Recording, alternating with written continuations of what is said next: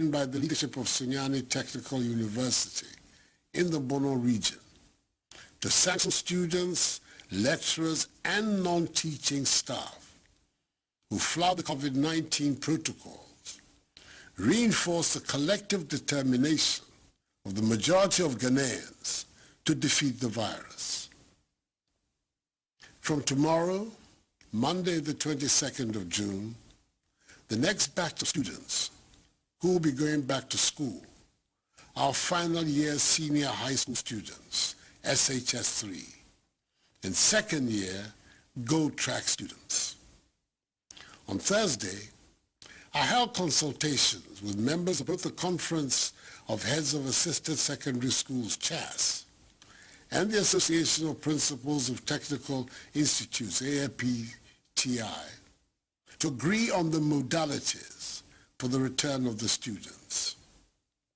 Despite the short notice for the meeting, I was happy to see the impressive turnout of their executives from all parts of the country, and I'm grateful for the wholehearted cooperation they pledged to government. Like their seniors at the university, SHS3 students will be in school for a total of 6 weeks before sitting for the WASI exams over a period of 2 weeks. SHS2 Gold Track students who are returning to complete their first semester, like their Green Tracks colleagues have done, will be in school for 6 weeks before going on vacation. All 1,167 senior high schools in the country have been fumigated and disinfected. Each student, teaching and non-teaching staff, invigilator, and school administrator, numbering some 800,000, will be provided with 3 pieces of reusable face masks, i.e. 2 being provided tomorrow and the 3rd within a fortnight. Nonetheless, I encourage parents to provide their wards and children with at least 1 face covering on their way to school. A total of 18,000 Veronica buckets, 800,000 pieces of 200 mils sanitizers, 36,000 rolls of tissue paper, 36,000 gallons of liquid soap, and 7,200 thermometer guns have been distributed. A maximum of 25 students will be permitted in each class. All-day students in schools with boarding houses will be resident in these boarding houses, whilst day students in schools without boarding facilities will commute from home and will be required to adhere to enhanced hygiene protocols. Eating in dining halls will be in appropriate numbers, and no visitors to the schools will be allowed. There will be no mass gatherings and no sporting activities. Religious activities under the new protocols will be permitted. Social distancing and the wearing of face masks are obligatory in our schools. 1 dormitory block in each senior high school is to be used as an isolation center in the event of a student falling sick. Again, each senior high school has been mapped to a health facility, and care will be provided to the sick by nurses assigned to these schools. Through the National Food and Buffer Stock Company, enough food supplies have been distributed to all schools. Government is also making available 350 buses and 840 pickup vehicles to senior high schools that did not receive vehicles in 2016. For the first time in our nation's history, the government will absorb the WASI examination fees of the 313,837 students who will sit for the exam. 75.4 million cedis will be spent on this. These SHS3 students, also referred to by some as the Akufo-Addo graduates, are also the first group of beneficiaries of government's free senior high school policy to sit the WASSCE exams. 1.2 million children, the highest such enrollment in our nation's history because of this policy, are currently in senior high schools. Let us pause for a moment to consider what would have happened to the 400,000 more students who have entered senior high school between 2017 and 2019 without this policy in place. We introduced free SHS because history and the experiences of developed nations have shown that the most efficient way to empower the population and thereby guarantee the future of the nation is by investing in education and skills training of the youth. This is because it is the people of Ghana, Ghanaians like you and I, and especially the youth of today, who are going to build Ghana. Without an educated populace, it will be difficult to transition from the status of a developing to a developed nation. Summing it up, that most noble Ghanaian, James Agri, said 100 years ago, and I quote, "I want all my people, my countrymen and women, to be educated, and thus render Africa indispensable in intellectual, spiritual, and commercial products of the world," unquote. I take this opportunity to assure all parents and guardians the government is determined to protect the lives of the 800,000 students, teachers, and non-teaching staff who will be returning to school from tomorrow. I will be the last person to put the lives of the Akufo-Addo graduates at risk. It bears repeating that they must all adhere strictly to enhanced personal hygiene and social distancing protocols, regularly wash their hands with soap under running water, refrain from shaking hands, and wear masks to protect themselves and others. These rules apply to all of us. Fellow Ghanaians, the experts told us right at the beginning of this pandemic that whether the virus spreads or not is dependent on our individual behavior. Someone put it graphically: the virus has not got feet and cannot move by itself, and that we humans spread it. The large majority of us continue to adhere to the protocols. Unfortunately, there are some who do not. Others have slackened, and an unacceptably significant number have refused to obey them altogether. In such an atmosphere, if we do not take care, the virus will continue to spread, which will lead to intolerable pressure on our health facilities and caregivers. Each one of us must be part of the fight to stop the spread of the virus. Our approach to dealing with the virus, as I've always said, will be informed by the evolving science and data. At the outset of the pandemic, the scientific community and the World Health Organization, WHO, on 12 January 2020, recommended two main criteria for declaring someone who was tested positive as having recovered from the disease. The first is that you no longer have symptoms, and the second is that you're no longer capable of infecting others. Initially, the scientific thinking was that as long as you continue to test positive, you're capable of infecting others. hence the requirement for the 2 consecutive negative tests before you're declared as having recovered. This was the science that informed the guidelines that Ghana has so far followed. However, there's now new evidence which states that after 10 to 14 days, a person with no symptoms is unlikely to transmit the virus to others, even if the person continues to test positive.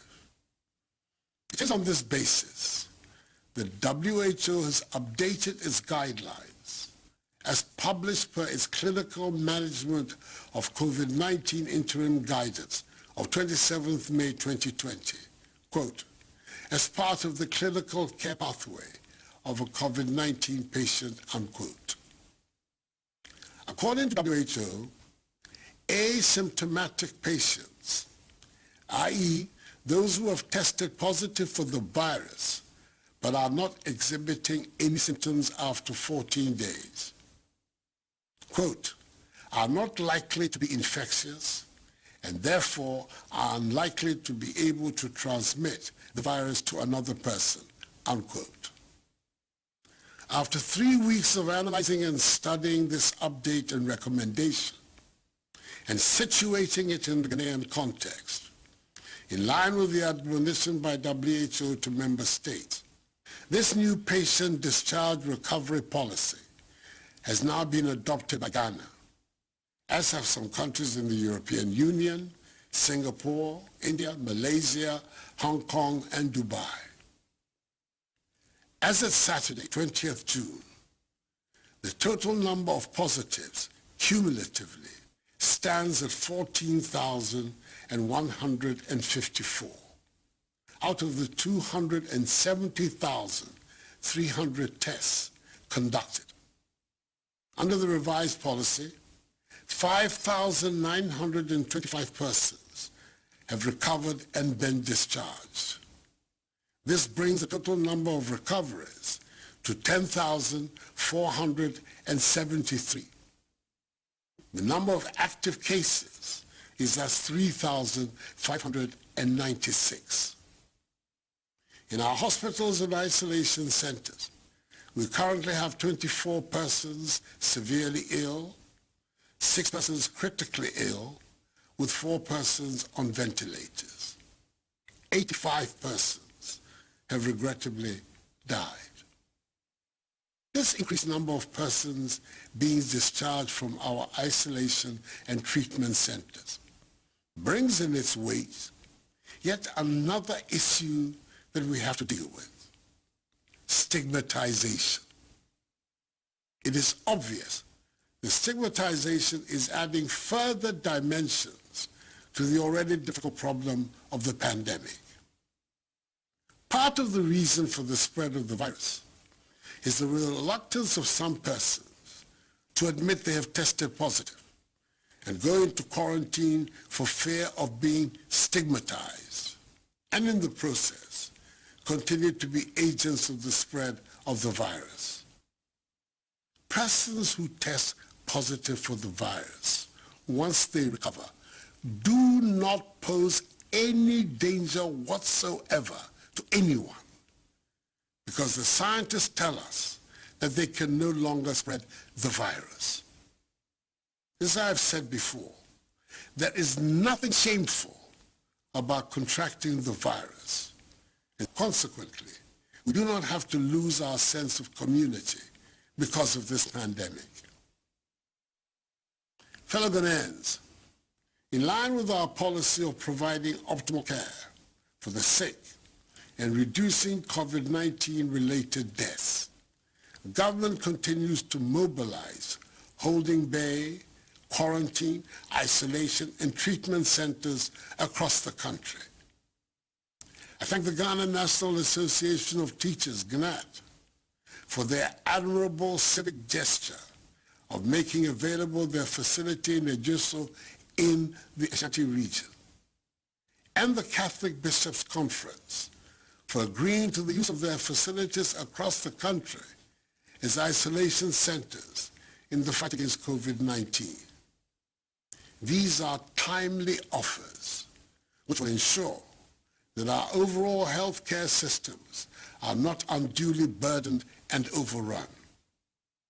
Such institutions deserve the sincere appreciation of the entire nation, as does the gesture of the Minister for Environment, Science, Technology and Innovation, Professor Kwabena Frimpong-Boateng, who was offered a 70-bed hospital in Twase in the Ashanti region as a COVID-19 treatment center.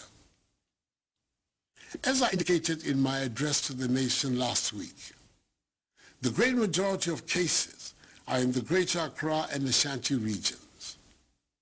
For these two regions, I've approved further investment in the following areas: additional ICU bed facilities in Greater Accra region, a new treatment center for Ashanti region, additional laboratories to strengthen clinical care to allow for real-time results, more medicines, consumables, and equipment, and formal arrangements for a pool of specialist health professionals to complement the respective resident multidisciplinary health teams at various treatment centers.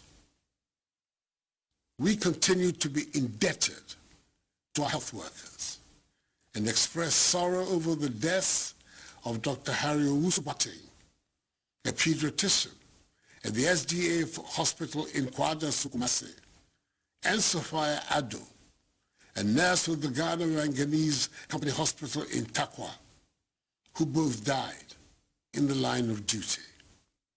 May their souls rest in perfect peace. I also urge the media to continue the positive work of public education they have been engaged in, especially now as restrictions are being systematically eased. Before I conclude, let me remind all Ghanaians, once again, that the wearing of masks is mandatory. Leaving our homes without a face mask, a face covering, or a face shield on is an offense. The police will conduct random checks in the enforcement of this directive. If you are arrested by the police defying this directive, your sanction could be severe. So please, let us all, at all times, wear our masks.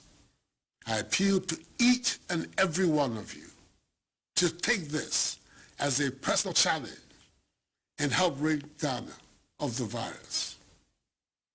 Even though we now have a better understanding of the dynamism of the virus in our country, even though the majority of people who contract the virus do not show any symptoms at all, and even though Ghanaians are not dying in hundreds and thousands that were originally anticipated, we cannot afford to be complacent and let our guard down. Let us remain focused and adhere to the enhanced hygiene, social distancing, and mask-wearing protocols that have and must become part and parcel of our daily lives for the foreseeable future. We can do it if we work at it. And if you're Chineko, SHS 3-4, besa ako school, busumi mienui. Ako siade, na one tumi atron on social etwato. SHS to go track for also, besa ako wie one term edikan. Send a green track for a year. Now she say, yeah, and say, and Mra school no. I will for intimate consra ma on a dab body. You say be a ding a ma for. Nanso a yama yamano. Na me sha for bo. Say a buying school for paying for any teacher for. Pressure school for so. Abo wo ho ban sene efata woni wie nsohwe na woni asane abefie asomdwe mu birimpa bo eta wonyina achi The one you twa, nsɔhwɛ no, fɛfɛɛfɛ. Anyame me, keje wo SHS3 BA Baya School, kashi no ji enyo. Kone ameya kaseni ke ha ame exam. SHS2 Go Track, bihu baku amese. Ni ameya gbe, amete mena. Tomo Green Track bile ife. Miliake, ibawa, kan follow ake. Amenye ameasra amebiye. No ji enyo ne fe. Shinakai bahi ke ha wo school biye. Mi wo nyeshiake government amachole unupai ketole fe ba kwenye bi ojogba konika me gba me exam na ba kusa me ke bashia ojogba mi sole ha me ni amayi nkunim. Let me in conclusion wish the Akufo-Addo graduates, the SHS3 students and their seniors in university the best of luck in their forthcoming examinations, which will be conducted in safety. Ghana needs them all for her progress. May God bless us all and our homeland Ghana and make her great and strong. I thank you for your attention.